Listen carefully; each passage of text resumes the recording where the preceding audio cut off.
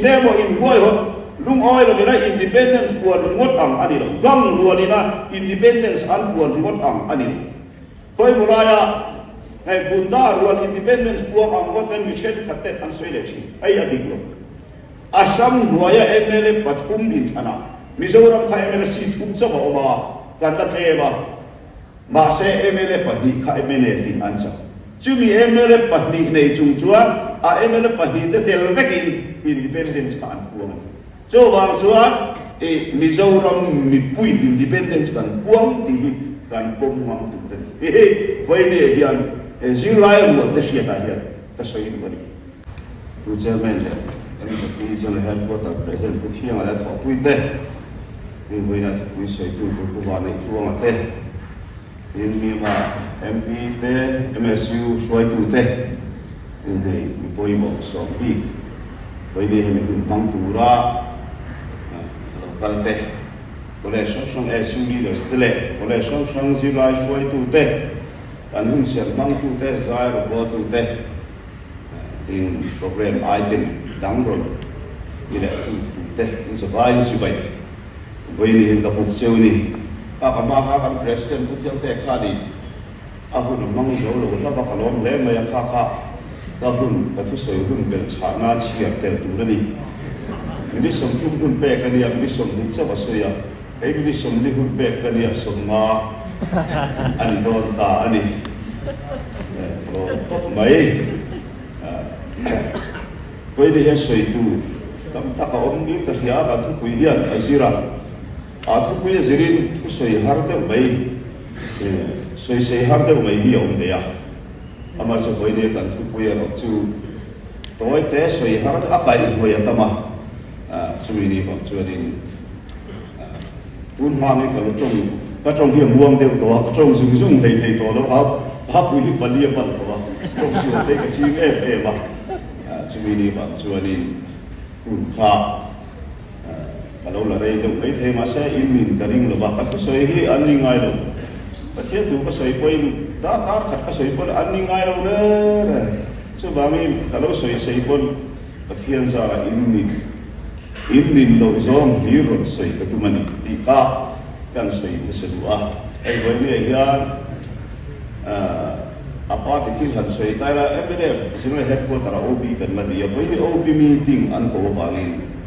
ni party ai o in kai ma min tro wa min zui tu detailment kan siam da ba kai po chu ta tel tu chu ba dia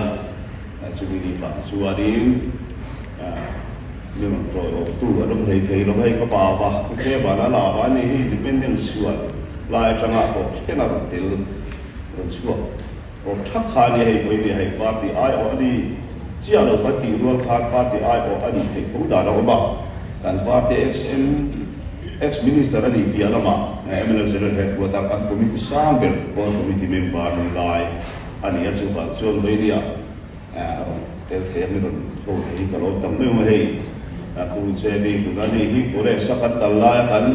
ziti tu pa ani professor jb fula ai velia te ka thei boka pungai te a he pubia mura taru tel thei boka ani poi MDF a kan ko tu pa adia poi ma tam me am siti president hu ni boka mi ma ma siti kha ka soi to lo me nga so vai chuma lo tu kan sei nan le ni tin voi ni am siti general headquarter ina zilai ruat kole zilai ruat te ma Zoram Ni chung chang tu sei tu ra chan vo poi mo tak mai Khuallian Ni na nei chunga thusawi lo min pe hi em se pi sin he quarter chunga lo thu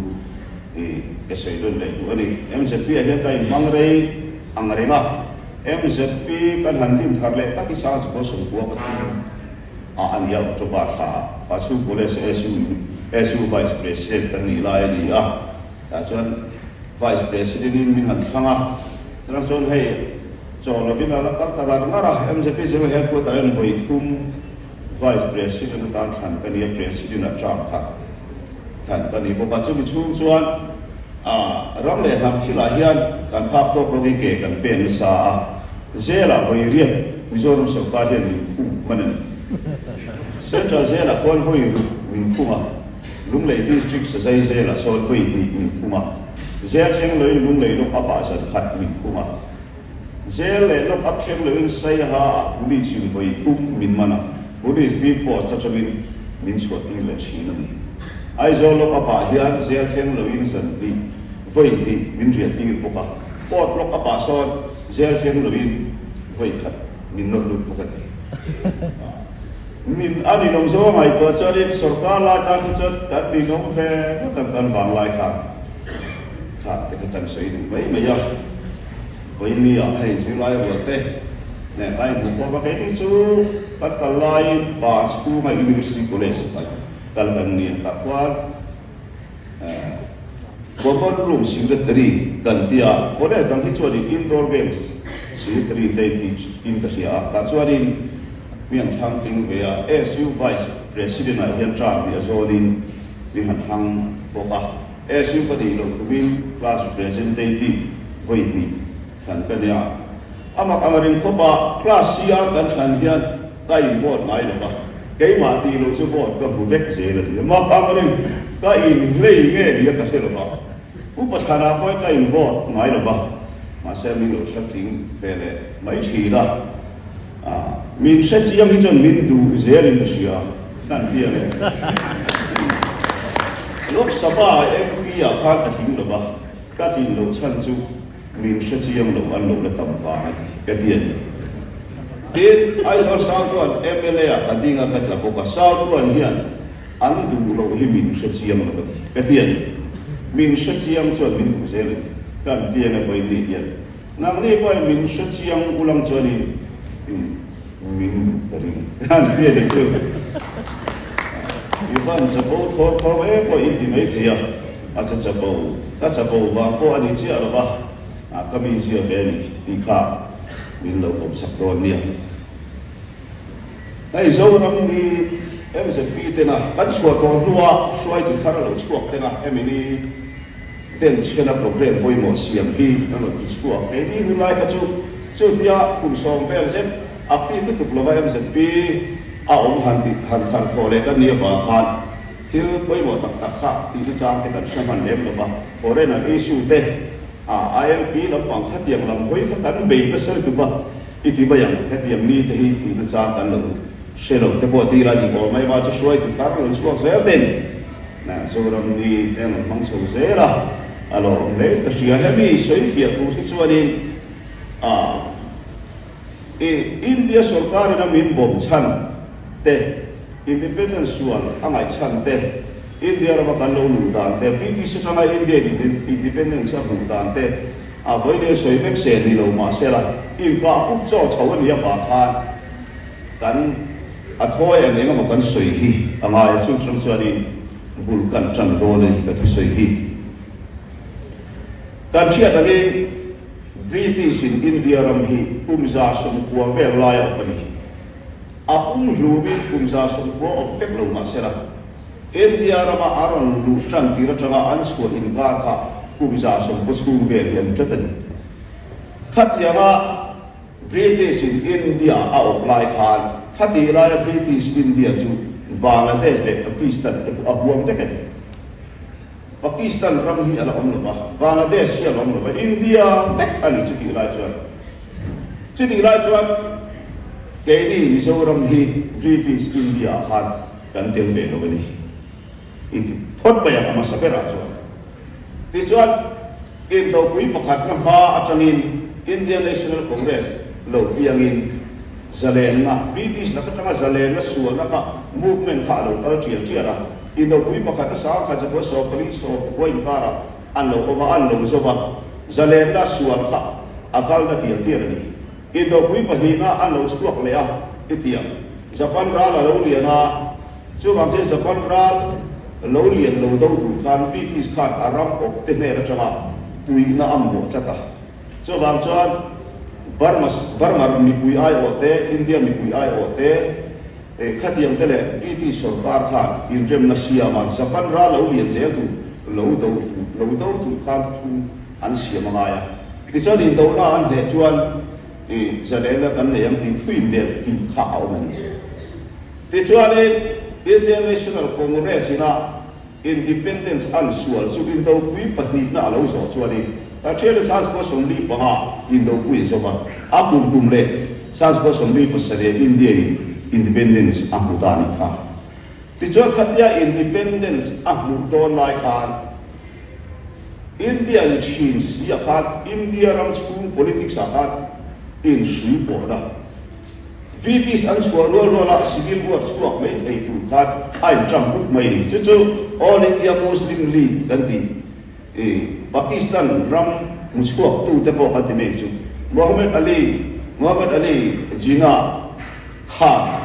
muslim tanbi islamic country apiam thulani islam ram hi independence ram ani tu rani ki ka adi man chat mai ni Sibini wangchon mo kumahan makan dia te puneru te India ram Indian National Congress lu haitat mai ni British in khati achwa san du khan civil war ra tha lu achwa do ti a politics zirmi cho ran shele cho wangchon Muhammad Ali jina demand angin Muslim country Pakistan ram pani ko chaklama Bangladesh lo di ta East Pakistan an puwa ko thang lam kha Pakistan pa ma West Pakistan an puwa ti chuan khatial han ti ve le khan East Pakistan le West Pakistan Hindu tam tak India ra ban tran ho India ra Muslim tam tak Bangladesh le Pakistan la ban tran lu ta khati ngai sa sem ve man lo Pakistan ra Hindu noi li ve Muslim hobi an thata so India ra Hindu tam tak teril runa in chung si ngami Indian engani Hindu nationalist pakhatin akum le sans ko somdi le pariat January sumpuba pu Mahatma Gandhi ai khom kan tu ka aka ni aka rum chan an zo ko in Muslim ram Pakistan nena pe phal tu wa hian Mahatma Gandhi amo khur tu lian le so ba chumi ni wang chuat Pakistan kan si pui mi ruai li hian tak liam an tu ra ku an Hindu ta thi na ba khur tu lian le chu Mahatma Gandhi hi ti pukan dia ba hu chan ta apuang ni ti in factory ama chu ti khopa Indian nationalism India ram independence movement kallian akhat ke ni hi kan tel pe lo ni Indian independence movement khan Mizoram independence ahuam tel lo ni ma se ahuam tel sri lo khat sas ko sokri pasari alo niya British administrator te Lusai Hills Tura Mizoram kanti katila cho Lusai Hills niya Mizoram an suasan don khat emtin ne geni kanong don milo tu British an sua mai si cho la ki kanong don ka independence don ne British in hun rei tak ki Hong Kong te en ko lam khat so ta Africa khomwal puya ko ram en emaw le ko lam hian khang colonia min da don ne Myanmar la kan be don le India kan ve do ka kan nam kal da tu thi mi pui vo referendum la ani lo ba plebiscite la ani lo boka ti chuan India ra kan lo lu ve dan remote hi ho amarin tem pai ni ti me na to zongin sa ko somli pasari o ka so banga independence India tan puan ania India ra independence puan chu bilateral declaration of independence ania achan chu a of tu British le a of make India in huru ala hey independence puan ania atoy zongin in supui tak chu soi lo ta ila a of tu independence a puan saka a of paten independence an puan ko pa lumru ala India independence puan ani ta khat Mizoram atel lo ni Jubili wangjon amma chia ogas miso palia khan khatilaya Mizoram ila political party abu ve chun lo piam ti chu zo union ania ma se politics kha kan la me ria ve tak tak so no bani tizo chu mizo union ai o than chua mi som li den itiam o chu ho de chu Mizoram a British sarkar huaya min op tu nung ber pu el petera hobin meeting anneya Lusai Hills om zel da tu resolution an siamna India alu ve kha ati ta ma se atu ka India independence lo om mai to tu ran lu ve anti tu ruala and point mo liang teu mai chu hi the Lusais are allowed to opt out of Indian Union when they wish to do so, subject to a minimum period of 10 years. Tihian resolution siamna. Lusai ho te chuan. Som nu andu huna. India ram ansu sanle te yang di tudel ilin India ram anu hi an le tan. Chu India ram bung khat kan lo ni te chan chu tan. Ma se ka ayo kan su som li te ka mi pui than an ni lo ba. Ho. Mi pui than an ni lo. Mizoram Union lal ban ngut pui pui ho kan tia le. Indian National Congress ina independence movement akal pui lai lo tui ve to vai ma le khalo su zir ve fin to de he lai lo India ma ve tu te instigate ani a mizo ai ani lo ban ba se mizo ai o ga ro re om su kha ani siri chini chuan India ma chuan sans bo assembly seri august iso pa kan lo lu fe ta ma se India Constitution Mizo Chanchin si ari lova kan ram himdang tu reng ma zia om si lovin kan zom ve top mai ni semini va chon kum so ma lo la ta atien o kum so nuwa lusai ho te chuan an du pot chuan India train an chuan le hem ti an ya fa khan kum so ma lo la Mizo Union shoi tu te Prime Minister mera memorandum an henu ta kum so ba lo ita gan lo indang to le ti hi memorandum an henu Mizoram Union ko tu ka an fa ko pa amar so chan na an dong lo ani pon movement an le zui chuang le memorandum ni wat an submit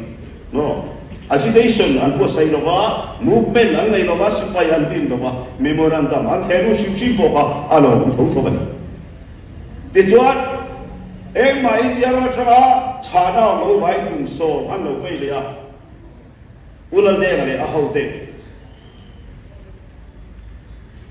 India nó bắt ăn đủ đó là cùng số nua, lúc xây hậu để cho ăn đủ cho ăn India để ăn chua liền, thì yang đi document này thắp ăn đủ cái gì vàng, sáng có xong lúc bắt đầu ulan đen này em này general secretary phát sẽ biết cho ăn bắt những sai này prime minister này là memorandum ăn thế đủ để ta ama Mizoram Union shoi tu memorandum thelu am thovin chan na au lo bani India sarkar thain eng ma chon ka chan na mo zia kai mo chan na re au lo chimini van chon MNF chon memorandum mai du to lo bin movement a chan ta ti kha a toi zo ngin e voi ni hi si lai po tam tak i lo bin kari ma i tu zo te ko ni ve me thei kai po akarin soi le mai mayanga sa kuasa kuwa pathuma pachu kole sa PSC ko sa pakachol mang banga MP ka ni luwa Delhi ya MA history kai admit har le a ti choni kum sa ni somni le mali ma tha MA history first division ka pass hai alo na ku be ho le khazir hi alo wo patia kai chu ban man ang bai na ko hian den akumina hian kan jing le te patia intrin lo de theology Greek John Bible MTH ni tumin MTH sa thama sa khai kai admit le ni den hi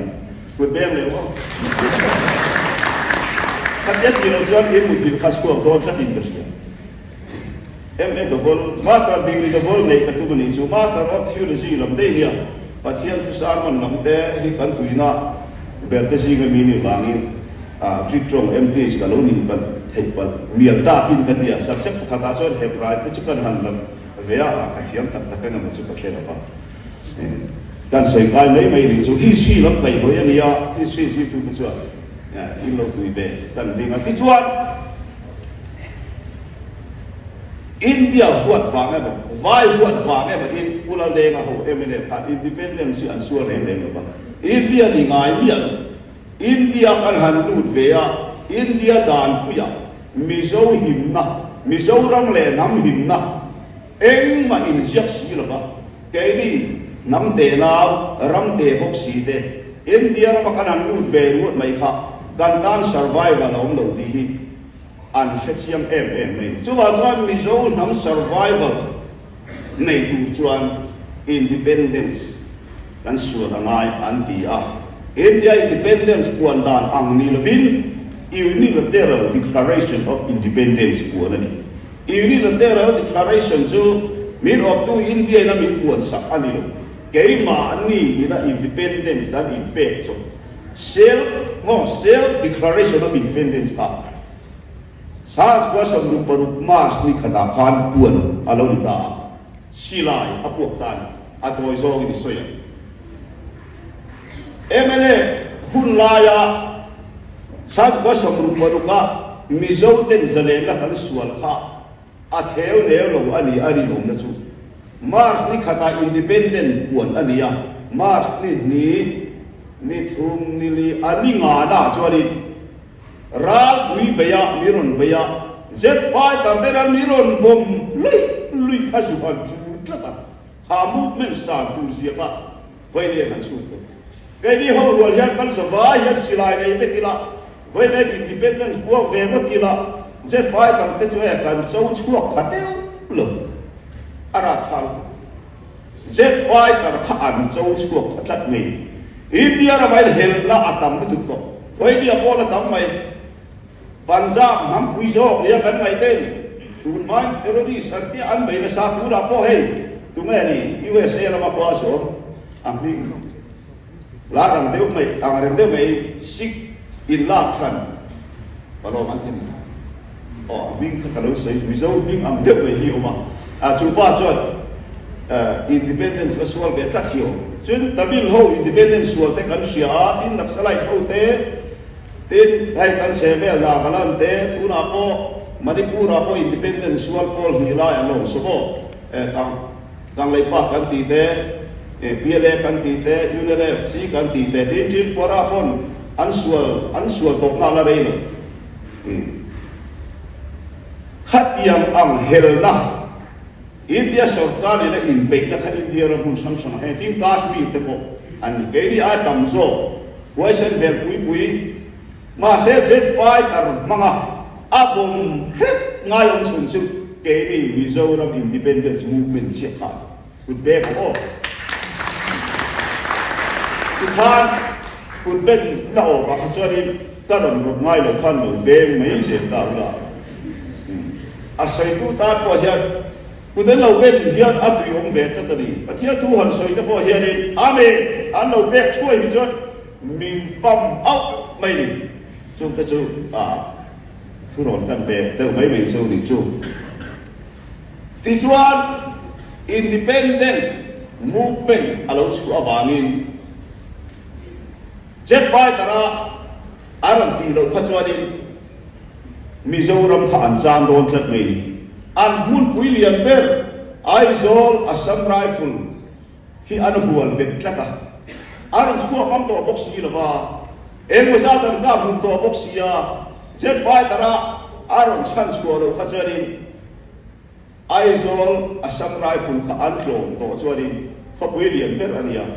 an sirai som lak sakanga ral for ban nei ber zel dora champai te an labo lung le te kho rang Assam rifle te ka zan khat hin tu an la bur beisei chu wa chon aizol atom le a khotin re kha MNA ten an lo ok man chon khotina jang wal kha sipaya antina nga India ta ron la le tu chon a hau tak ton tu ti an bu thia man nge ya chu wa chon aizol atom ma ha aron bom ta fak mai ni aizol chu bom bom lo India ram o Mizoram mun sang anon bom ani thang chu in share factory nga thuita soi angai la ba ngai ta ila ti chuan kha kan tok na kha ara tha ka pathian khomai na sara mi thi an bom awanga thi civilian sei tu hi an lo ni ta sia avane thak be mani aron bom ka sate nu ne mi shin chen na civil mi te chen na kha mi in lo la kha an bom al sa be mai ma se va nei thak akin civilian thi kan lo report kan sia ta chuan amar chu khoi khuwa te bo an bom ta chuan volunteer MNF nang sipai eng mo za chu bom lum chu an kan khuwa bol chen khuwa pusang fu ma po ta bu pula so je fa ta ri da abom lum ji nga hin ateleni cho wa si pai bom lum nam si pai bom lum ka chu report on do la ama chu civil mi bom lum tak emaw chu sa the na siam ka felmani historian ro pu ye pu je ve hi civil mi bom lum tak ka chu anong labin ka siya para chu kan se nei le lo te kan chan sa hapang lau kapin nutar patar tam tak anja chua kan voi ni kheng hian India ram khoi state amba hel na hi air force mga chutai hi kan la helo so vai Mizoram independence movement ha India rama independence movement Indian history ana saberle ara ha beren ral wi phiara aphiar om chunani ti kha thang thar te hi in shia kan ni chu vai mi so te hi nam men kan lo ti hi kan shia kan ti chu lo le chuan khatilaya independence puang tu emene khan mizo mi pui ai an o kha ani ti voi le thang thar te in shia kan voin ka soilo tu na chak ba ti sam sam te ama party te kari bekchina ba mi tu lai thin ka soilo ba independence MNF in apuan ma khan apuan lai po in Mizoram chu Assam duaya autonomous district council pakhat mai kan nia Mizo district kan ni ma se Assam duaya MLA in thana khan Mizoram district ka MLA pathum ba ba chuta MLA patni chu MNF in an la chu wa MLA pathuma MLA patni nei tu MLA party kha independence akuam ani chu khober khoya po han chu sela Mizoram mi pui tamzo ki independence an puam ani hi tiang ani mi pui vote la ka referendum mangin emaw plebiscite mangin emaw puan ang lupin kha arin ka